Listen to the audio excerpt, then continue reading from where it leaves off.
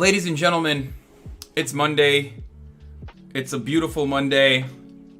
No, I don't know. My girlfriend just broke up with me. I'm doing bad. I'm sorry to hear that, brother, but you're going to be better off. You got MG Toe by your side. You got the MG Toe Bernie Bros by your side. But let me tell you something. If you're feeling bad right now, if you're feeling down, and you're thinking to yourself, oh man, the week just started again. You don't all of that spirit of justice. Annoying labor. I gotta go back and act like I care about what my boss has to say. I gotta go back to work and do all of this, nonsensical work that does not satisfy me emotionally, does not stimulate me physically. You don't love the spirit. It's all good, baby, because at the very least, the one thing that you could be excited about is the fact that the Iowa Caucus is happening tonight in Iowa at 7 p.m. Iowa time. And that means it will start at 8 p.m. my time and at 5 p.m. Pacific time. And we're slated to win it, baby. I'm gonna keep it real with you guys. I'm very nervous. I've been nervous leading up to this moment.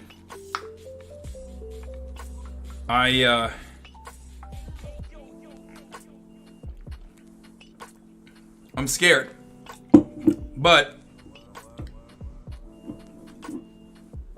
I think things are going to be good. Things are looking pretty promising. The Bernie Sanders the ground game over in Iowa has been tremendous as far as I understand. So caucus is already starting. The doors close in all caucuses at 7 p.m. That doesn't mean anything though. It's just like the first one to caucus. Okay, we're gonna take a look at all of the other places right now. Bernie's already won caucus in Ottawa and Caucus, two working class cities with strong union ties. Let's keep the momentum going, says Bill Neidhart. Here you go. He won the satellite caucus with 5 people in his corner. Klobuchar and Buttigieg each got 2. Okay, so these are tiny caucuses. Okay, I just want to make sure that you guys understand that like this isn't the main event yet. All right. How come you're in New Jersey? Well, I'm in New Jersey because my parents are here right now, and I wanted to come see them. Oh no, oh no. Nate Silver says Iowa caucus winning chances. Bernie Sanders 2 in 5, 41%. Biden 1 in 3, 32%. Buttigieg 1 in 7. Warren 1 in 10. Klobuchar 1 in 40. This is terrible news, ladies and gentlemen. This is the worst news I have heard so far. This is terrible. This is terrible. We are now officially cursed. The Sanders campaign is officially cursed. The Nate Silver curse is upon us. We should just pack it up. Should I just quit streaming today? I think I'm done for the rest of the day. All right, never mind. All right, everybody, it's over. Let's pack this. Let's pack our bags. Let's get out of here. Nate Silver already called it. He says Bernie Sanders has a 41% chance of winning. You know, it's been real. The leftist momentum is over. He's always wrong. Nate Silver is so insanely wrong. Yang will finish top 3? Absolutely not. That is, I don't think so at all. I might be wrong, but don't forget, everything I tell you might be completely wrong. But my analysis, I predict that Elizabeth Warren will do a lot better. She will probably get second place. And Yang will not be anywhere near top 3. I don't think so. What's the point if you keep saying I might be wrong? I mean, you have the reason why I tell you I might be wrong is because there is a very real likelihood that I might be wrong. I'm not like these other assholes who are like, my analysis is always true. You can take it with a grain of salt. I want you to make up your own mind and inevitably vote for Bernie Sanders, of course. But we already talked about how the Iowa caucuses will work, but it's good to have a refresher. At 7 p.m. Central on February 3rd, all 1,678 precinct locations will shut down their doors to start voting. As they begin, neighbors will hear messages from the state party chair, local officials, and possibly campaign representatives. They will then show their first preference for president. Voters will split up into different sections of the room dedicated to their presidential candidate of choice. Typically, a candidate needs 15% of the vote to remain viable, as determined by the amount of people participating in the precinct location. Smaller locations may have different viability thresholds.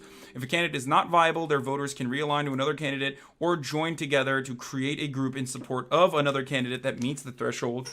In a change from previous cycles, voters who select a viable candidate for their initial preference will not be allowed to realign.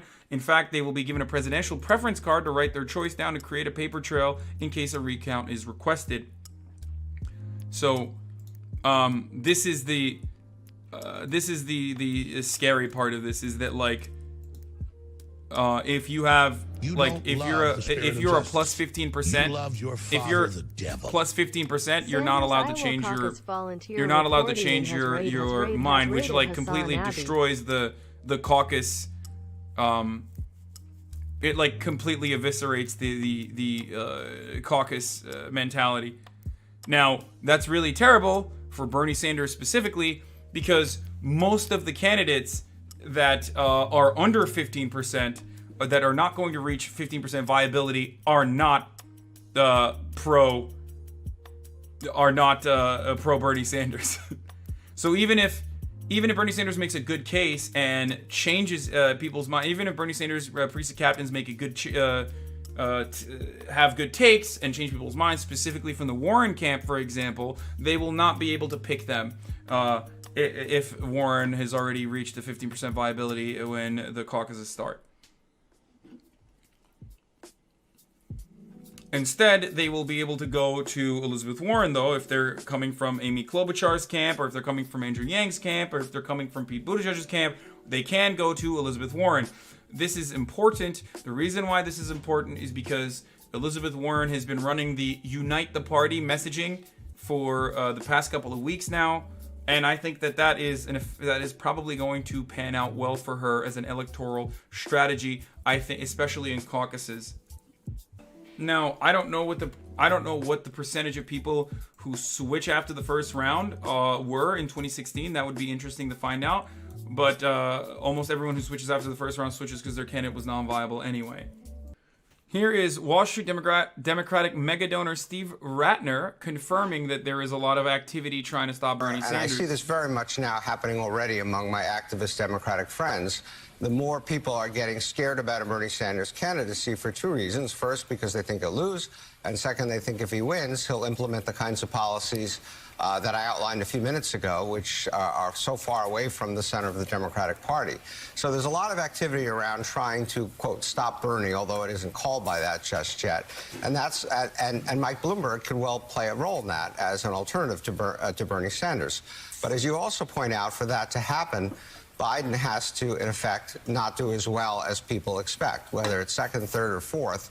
Biden has to weaken in the course of these first four early primaries. If Biden wins Iowa and then New Hampshire, let's say, and he's obviously strong in Nevada, strong in South Carolina, it may well be game over. Steve Ratner, who manages Bloomberg's money, says if Biden falters, there needs to be a viable centrist alternative to try to stop Bernie Sanders, and that's the role Mike Bloomberg is not going to change. Mike Bloomberg is not going to change the fate of Joe Biden. Joe Biden is going to change the fate of Joe Biden. Joe Biden is either going to win Iowa, New Hampshire, or do really, really well in those two and have the momentum going in to the two states where he's stronger, and then into Super Tuesday, which, as you know, is only 3 days after South Carolina, or he's not going to do well there, and in which case there needs to be a viable centrist alternative to try to stop Bernie Sanders, and that's the role Mike Bloomberg sees himself as playing. Whether we get to a brokered convention or whether someone gets a majority, you know, that's all uncharted waters. We'll see what happens. Alternative to try to stop Bernie Sanders, and that's the. In which case, there needs to be a viable centrist alternative to try to stop Bernie Sanders, and that's the role Mike Bloomberg sees himself as playing. Whether we get to a brokered convention or whether someone gets a majority, you know, that's all uncharted waters. We'll see what happens. But the most important thing is over 30% of the delegates are going to be selected.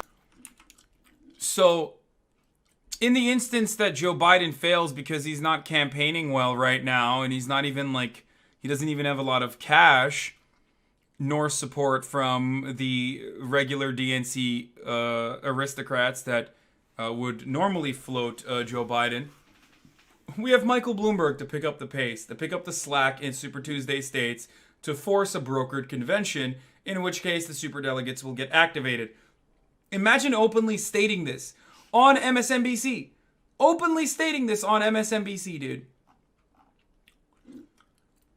They're saying that they are interested. The DNC is changing the rules for an ex-Republican who has praised George W. Bush, who's most famously known for stop and frisk.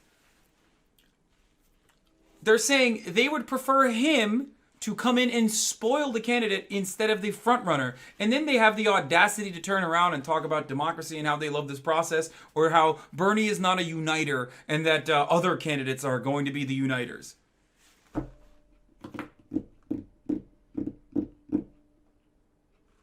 Party unity, baby. Party unity. Let's walk over to the Bernie Sanders supporters. You can see in the corner of the room the next round of counting is going to be underway. They seem to be pretty supportive of this. Certainly there are some other supporters from other campaigns who did indeed embrace that message, and they are indeed going for Bernie Sanders. So the Sanders campaign certainly the loudest tonight, but we do not know what the second alignment was. So it's important to know as we prepare for this evening, applause and enthusiasm certainly is important, but the votes are the most important thing. No, I mean, for a caucus, it's pretty much applause and enthusiasm, and that's it. Is this real? Or is that an estimate? Iowa caucuses, Iowans voting in satellite caucuses. Next satellite caucus is at 6:30 p.m. Eastern. Final round, Drake University caucus in Des Moines. Bernie 67, Warren 32, all others 0. CNN cameras show Bernie Sanders supporters chanting and agitating for a living wage on their way out of the building. Beautiful. I mean, Des Moines wasn't getting any Biden. Oof. This is good, but it's an early estimate. New York Times forecast for the caucus. All right, let's take a look at that. Anyway. You don't love the spirit of justice. You love your father, the devil. Okay, the Iowa caucuses are starting in 57 you don't love minutes. The spirit of justice. You love your father, New York the Times devil. is live estimate of total delegates. It's at perhaps Sanders. Each voting precinct awards state delegate equivalents to the candidates in rough proportion to their vote share. The candidate with the most state delegate equivalents has traditionally been the winner of Iowa caucuses. So far, Bernard Sanders all over, baby. This doesn't matter. It's like too early, but this is a meme, right? They did not write this. They did not write this yet. They did not write this yet. No, I refuse. I refuse to believe that Washington Post and liberal establishment media is absolutely this predictable. There is no way. There is no way. There is no way why you should ignore Iowa. Oh my God. Oh my God. Oh my God, they did write it. Okay, dude. All right, dude. All right, dude. This is... It's too much. It's too much. It's too bad. It's too predictable. It's like... I don't know what to say anymore. This was like... It's nuts. It's nuts how... It's nuts. It seems like they're not trying to come up with anything cool or novel. Here we go with the conspiracy shit. This article gets written every year. Dude, Iowa is supposed to be the key state that is the maker of Democratic candidates. Do you, for a brief moment, deep state agent, believe that if Joe Biden was winning in Iowa, that these guys would have a similar take on Iowa? Oh, they released the poll? They did? We can confirm the final results of the unreleased Iowa poll. I told you guys already. I told you that this was... I told you this. I told you this. I told you these were the numbers. And they are the numbers from the DMR poll. I also told you that Biden was going to be underperforming. Oh, this is what we were talking about earlier today. Jennifer Rubin. Why Iowa is so important this time. May 13, 2019. And 33 minutes ago, between the non-serious attention grabbers and the good debaters give it one last chance, there's practically no reason other than pride of absolutely won bombs in Iowa to leave the playing field. What good are the Iowa caucuses anyway? In the words of my good friend and friend of the show, Will Menaker, you will never, if things go the way they're supposed to in Iowa tonight, you will never, ever in a million years ever have to take shit from these ghouls and these goblins ever again. Aside from the beautiful thing of Bernie Sanders winning and Bernie Sanders surging and Bernie Sanders then securing the New Hampshire victory definitely and then becoming a virtual lock to be president, or at least the nominee for the Democratic side.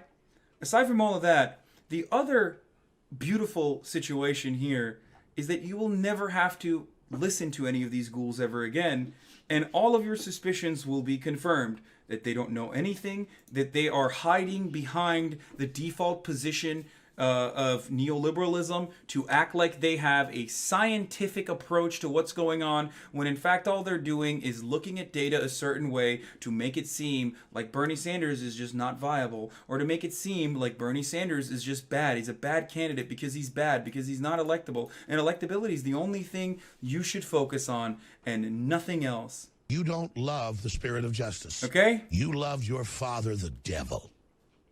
Dear God, don't you dare focus on anything else but electability. Now, if Sanders doesn't finish outright in first place in Iowa, is that a disappointment to you? And how big of a blow would that be? She's like, if Sanders doesn't finish outright in... No, as a matter of fact, she should have just said, if Bernie Sanders doesn't win in Iowa with a commanding victory, should he drop out? Thoughts? Bernie Sanders' National Press Secretary, Brianna Joy Gray, should the candidate drop out if he doesn't win by 60 points? Right? I mean, what a loser, am I right? No one, virtually no one would be would be able to run after that. I mean, not winning by such a wide margin would essentially mean defeat for Bernie Sanders. Am I right? Why hasn't Bernie Sanders decided to drop out yet, considering the fact that his lead is only by 8 points? I mean, Elizabeth Warren is obviously the likely nominee at this point.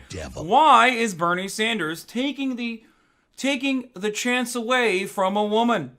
How much does he hate women on a scale of 1 to Ted Bundy? Does he want to kill 3 women or just 1 woman? Find out more at 7. Mr. Sanders, when was the first time you decided that you hated women? Wait, is this for real? A gang of Yang Gang supporters just showed up at a Iowa satellite, Iowa caucus. None of them are from Iowa. Wait, did they think you can do that? You know that's fraud, right? Like you can't caucus if you're out of state, homie. What? Okay, to be fair, they probably didn't know that you're also not allowed to vote unless you're over the age of 18, which most Yang Gangers are not. So they probably were ineligible regardless. I'm out of control. I apologize for that. I'm sorry, what was I? You seem to have a weird problem when it comes to Trump. Trump likes to both prop you guys up and say he feeds this message that you guys that it's rigged against you. You love your father, the Let me ask you devil. this. How come you don't push back when he says that? We do push back. Oh, yeah. I mean, he says it's being rigged against you. Do you believe it is? When he Do you tweets believe, that out, is he right? We tweet or back wrong? against him every Is time. he right when he says this process is rigged against It you? is not Spirit of currently rigged. justice. No. Last time You it was rigged. love your father, the devil. Come on, dude. Don't be a coward. Just freaking say it. Yeah, be like, yeah, Trump is wrong, but he's absolutely agitating against the DNC because he knows that the Democratic establishment is trying to rig the DNC in the primaries against the Sanders camp. You have Michael Bloomberg delegates openly talking about how they are only interested in knocking out Bernie as best as they can, or stealing delegates or stripping delegates so that we go to a contested convention, a brokered convention. How many times have we talked about this? How many times have I shown the videos? Yeah, they are. They are trying to rig against Bernie Sanders. Let me tell you something. Okay? And before we get to the rest of the Jeff Weaver take, I'm sure it's going to be good. But listen. Listen. We already know. Wait, are we doing these conspiracy memes? Is it a conspiracy meme when Michael Bloomberg's surrogate openly goes on MSNBC and says Michael Bloomberg's in this race because Joe Biden is not doing enough, so Michael Bloomberg is going to try to take as many delegates as possible to force a brokered convention because Democratic candidates or people in the DNC are actually afraid of Bernie Sanders? One, because he might not defeat Donald Trump, but two, and more importantly so, because he's going to change the Democratic Party's infrastructure. It's like shocking to me that it's still considered a conspiracy when they're openly stating these things, when there are written accounts of DNC insiders talking about how they really need to reinstate first round ballot voting for superdelegates like they did in 2016. Midway through this debate, they're already talking about how Bloomberg needs to be on the debate stage for Nevada and change the rules already so that he can enter the debate stage for Nevada. And you're over here talking about how this is actually a conspiracy. It's not a conspiracy if it's out in the open. It is a conspiracy in the sense that they are conspiring against Bernie Sanders, but it's not a conspiracy in the sense that it's the Alex Jones conspiracy. You love your father, the devil. You sound like conspiracy people from the right. But it's out in the open, and it's in like Politico. When Republicans make up conspiracy theories, it's stuff like lizard people are doing pedophilic sex acts. When I'm giving you a conspiracy, it's an actual in-your-face conspiracy where delegates are openly stating their interest in bringing the DNC convention to a brokered convention so that they can activate superdelegates to vote on the behalf of the Democratic Party. Yeah, it's also a conspiracy. Like, the people who say this is such a conspiracy are also the people who are like, I don't want to read anything from the WikiLeaks leaks because it was like Russian. And even if it was real emails between John Podesta and and the DNC talking about how they need to stick the knife into Bernie's campaign as quickly as possible, we shouldn't read those emails because we don't know who sourced those leaks.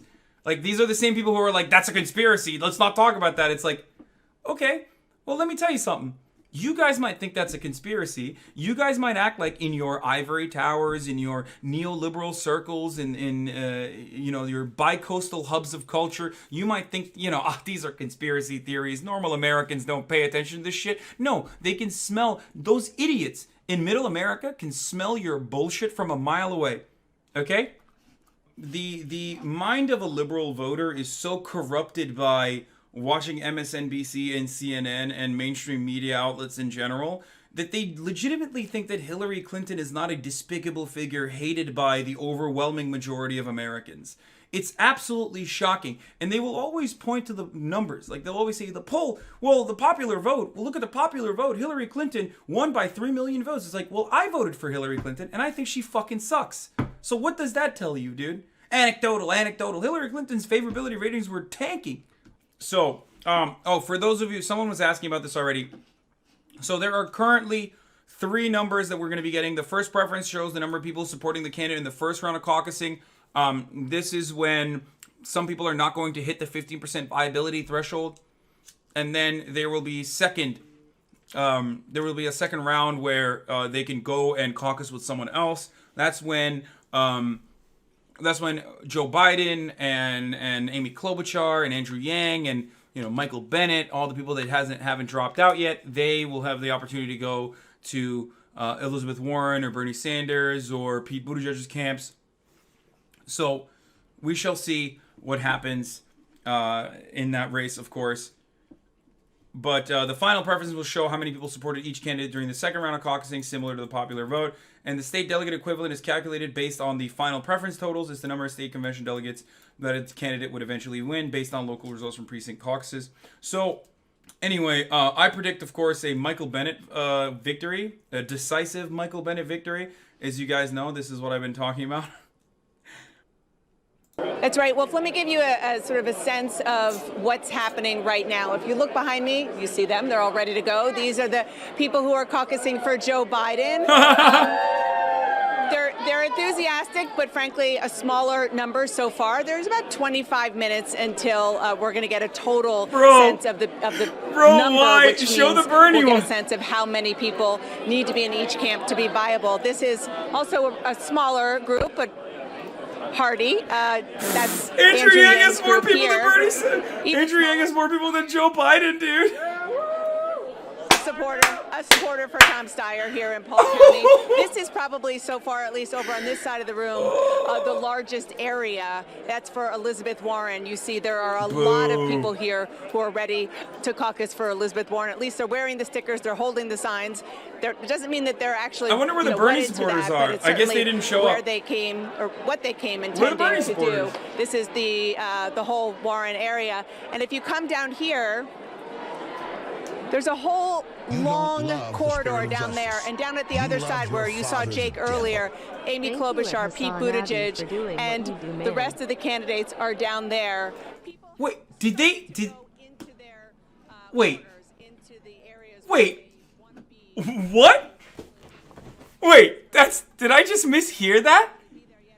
Did they not mention Bernie Sanders? And talking to voters earlier who don't know where they're going to go yet. Or did they look at we must have missed it. They probably mentioned Bernie Sanders in the beginning, right? And a lot of uncertainty, we got to stress. They must have mentioned Bernie Sanders in the beginning, right? Is this fucking insane? Are they insane? They literally just said, wait, hold on. I gotta run this back. How do I run this back? Hold on. They're enthusiastic, but frankly, He's in Des Moines at Caucus site. happening right now. If you look behind me, you see them. They're all ready to go. Oh no, they literally didn't mention Bernie Sanders. I thought maybe they said it before the Joe Biden. Oh no, they just they literally said other candidates. Oh, that's so good.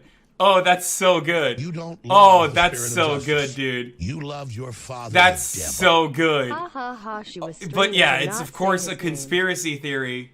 It's once again. I mean, do you want me to rewatch this entire segment? Because I will do it right now. If you want me to rewatch, they relegated Bernie Sanders to other candidates after mentioning Amy Klobuchar. What he wants to buy. The system allows him to buy himself into the administration, and buy himself into the debates is a problem.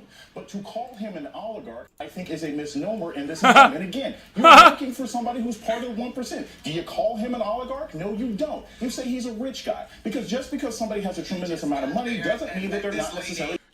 Because a devastating, awful billionaire famous for being the mayor of New York, where he implemented incredibly racist stop and frisk policies and is literally buying a fucking ticket to not just indirectly control the American democratic process, but now mask off directly controlling the democratic process by buying his way into it. Please stop calling this person an oligarch. What is an oligarch then?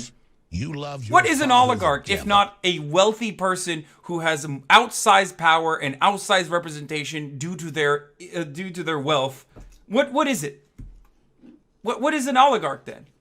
Representing the people. And if you want to use the term elite, you can use whatever kind of term that you want to use. But at the end of the day, the enemy of this country, the enemy of the poor, is not just everybody who happens to be rich. It is a capitalistic system that abuses people. And if you want to speak about that, that's fine. But if you want to name and call people, that's not going to help Bernie if he becomes a nominee, and he's going to need Mike Bloomberg's money. If he's going to need Mike Bloomberg's money down the road. This is all I'm talking about. I'm not. What this guy is caping for, like, probably the second most racist person on stage, for the record.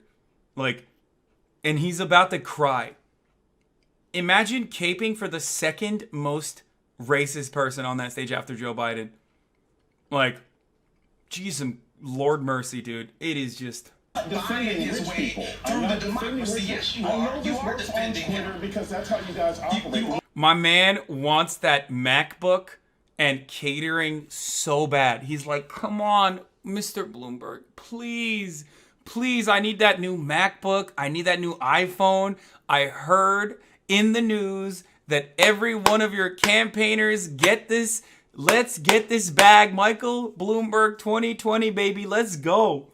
Let's go. He's literally like, he's like about to cry. Please call them person of means. Please don't call my oligarch an oligarch. Why are you doing this?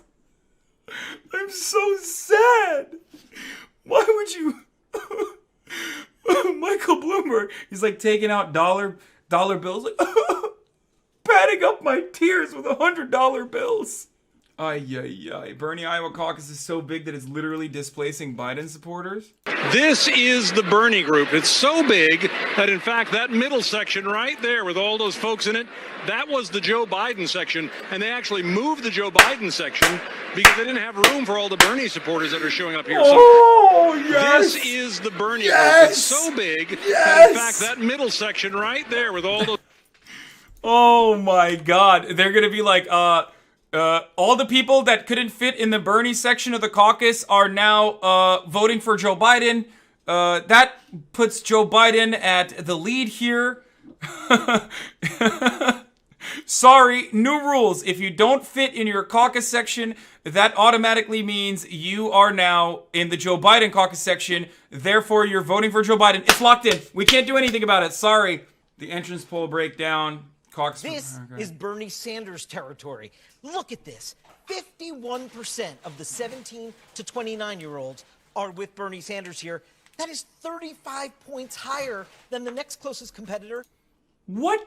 17 to 29-year-olds voting for Buttigieg over Warren? That's so weird. Pete Buttigieg, because this is Bernie Sanders territory.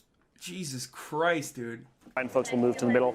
Andrew Yang's right on the line. Also right on the Yang is Buttigieg. The Buttigieg campaign, at least in this gym, and again, this is only reflective of this gym, is still in it. But here you go, the Bernie Sanders group, as you guys were sort of laughing. I mean, massive, at least half of the 480 people who are here. Guys.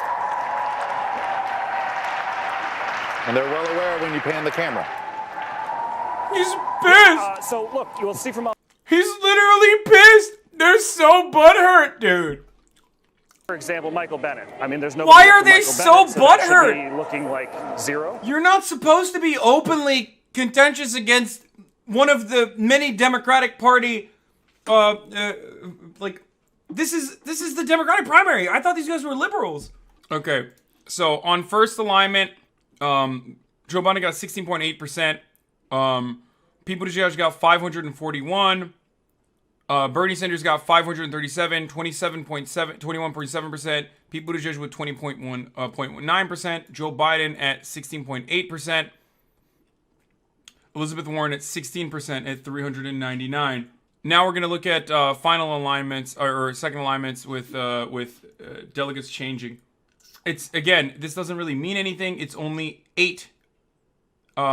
It's literally just 8 of. It's just.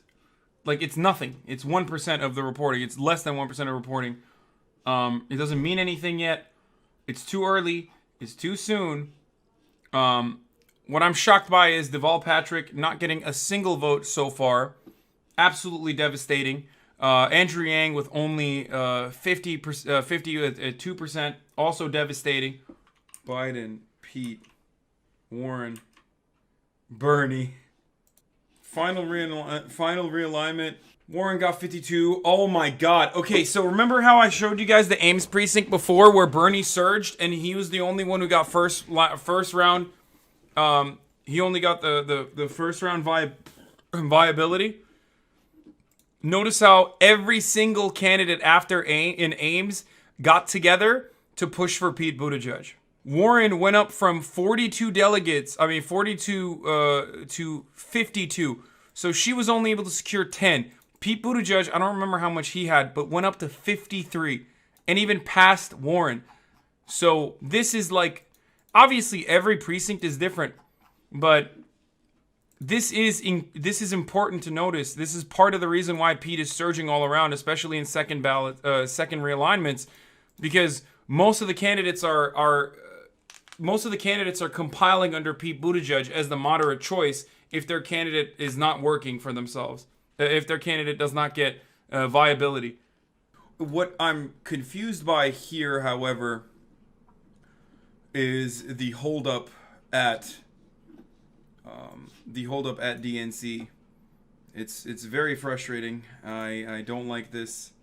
Developing, Iowa State Democratic Party spokesperson tells NBC News it is putting caucus data through quality control procedures out of an abundance of caution and currently has no timetable. I guess we're holding off on the election. What the fuck is this? You love your Bernie's group had father, the 101 devil. people at Des Moines Precinct 80. Pete had 66. Bernie and Pete ended up tied at 4 delegates following a coin toss. What the fuck? Tails. There you go. You get the delegate. Tails. There you go. You get the delegate.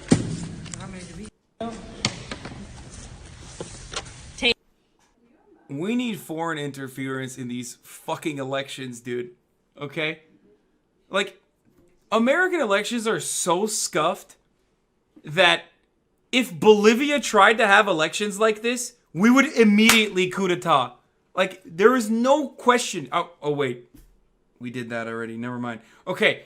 Like, some country that we haven't coup d'etat yet, we would immediately coup d'etat if they ran elections in the same fashion that we ran our elections. I mean, dude, Hillary Clinton and Bernie Sanders were at 49%, 49.6 versus 49.2, literally right now with 84% reporting at this point from the Iowa caucuses. 84.9% had reported at literally right this hour on February last year. I mean, not last year, in 2016. Yeah, but they also they were using a different reporting system. Yeah, that's what I'm saying. Like, this is insane. Well, you know what? One thing in my entire career I've always noticed, Hassan, is a lot of people cut corners, right? Unfortunately.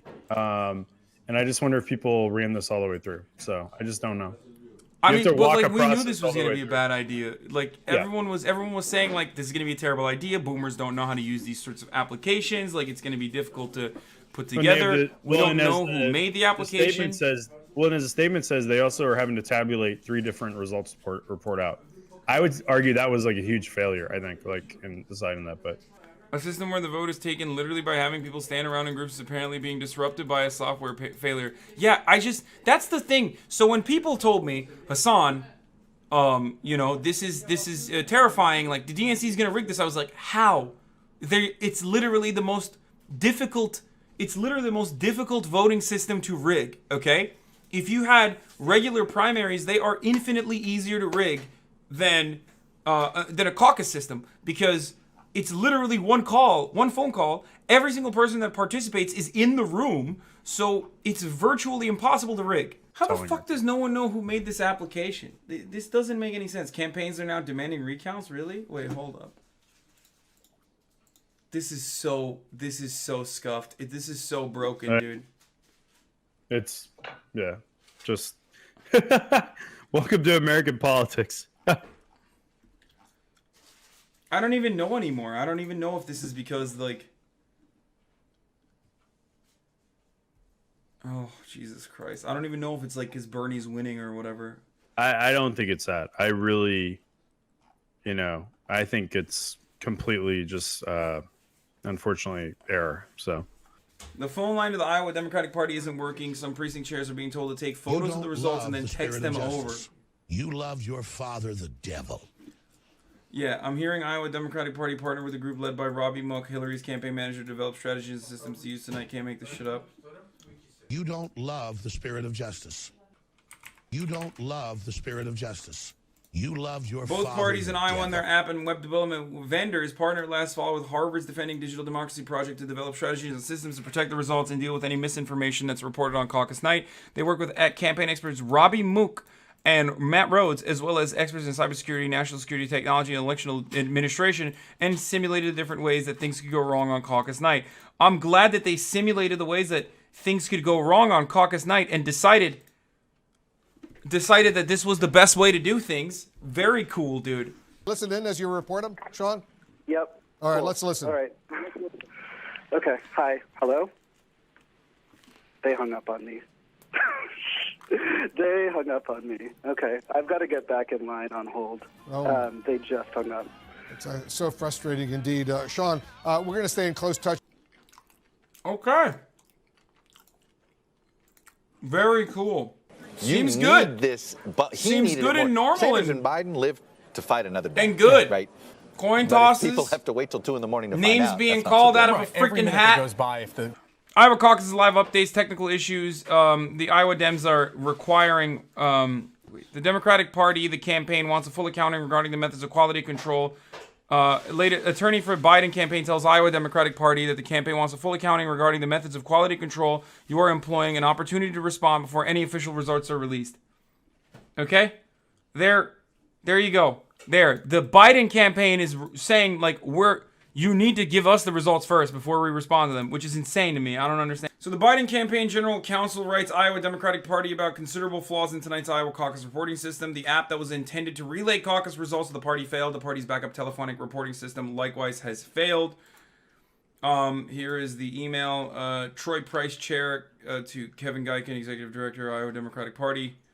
I write, Mr. Price and Mr. Geiken, I write on behalf of the Biden for President campaign regarding the considerable flaws in tonight's Iowa caucus reporting system. The app that was intended to relay caucus results to the party failed.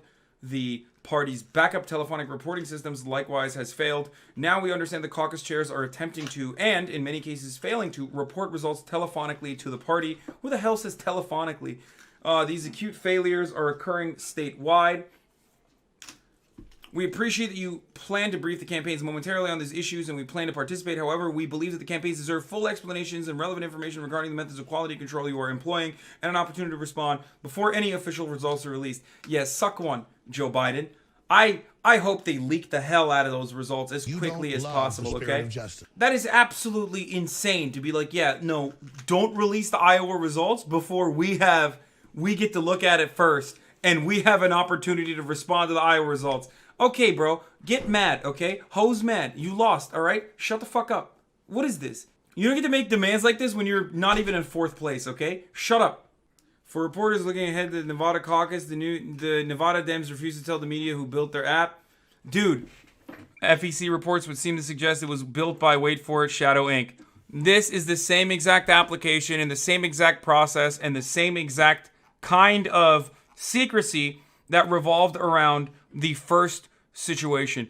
A couple weeks back, you guys remember, we talked about this here on the show, where the DNC held back information on who had made the application. They refused to reveal the information. The Iowa Democratic Party refused to reveal the information that this application that was being put together, they would not tell us who had made the application, the reporting tool. And now the Nevada caucus is using the same exact application. So, I mean, this is insane. Tara MG's husband is a Mayo Pete advisor. Well, that's pretty cool, I guess. Here's more information on Shadow, the application that definitely is responsible for the melting down, like, vote numbers not coming into the DNC. Okay, it's owned by another acronym, the Big Money Operation, pitched by Tara McGowan. Tara McGowan here is talking about how excited she is to announce another acronym acquiring ground-based, the best CRM plus SMS tool in the political market. Along with our incredible team led by GJ Nimera, are launching Shadow, a new tech company to build smarter infrastructure for campaigns. And this is the same application that is going to be used in the Nevada caucus as well, unless we can change it.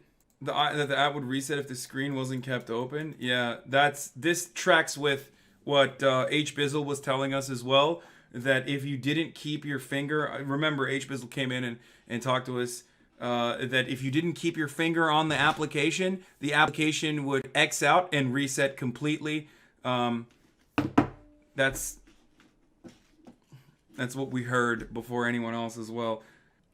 Pretty cool that this is going on. Pretty tight. No, Bernie didn't lose, by the way. Bernie didn't lose, but it doesn't matter because now the election results are tainted. When awarding delegates, decimals of 5.5 and greater are rounded up, and decimals less than 0.5 are rounded out of the nearest number. Wait, I'm confused. What's the... You don't love the spirit of justice. What? You love your father, the devil. So why did he round that up to, instead of 3, why did he round that up to a 4? How did that happen? How did he do this? This doesn't make any sense. That's 2. It's supposed to be rounded down. And it's here. Just like glamorizing a rodent each year to tell us All right, how let's many take a more look. weeks Sanders' of winter campaign we releases have. the Hashtag internal Iowa figures for caucuses. nearly 40% of the Iowa precincts. Due to the failure of the Iowa Democratic Party to release results tonight, and in the interest of full transparency, Bernie 2020 senior advisor Jeff Weaver is releasing the campaign's internal and reporting numbers, which represents the results from nearly 40% of the precincts in Iowa. Don't think of it as a Democratic Party. Think of it as vote redistribution. Oh, good one, dude. Shut up, you fucking nerd. You stupid fucking nerd. Shut your stupid fucking manlet nerd mouth up, okay? Nobody cares about your stupid fucking opinion, you dumb nerd. All right.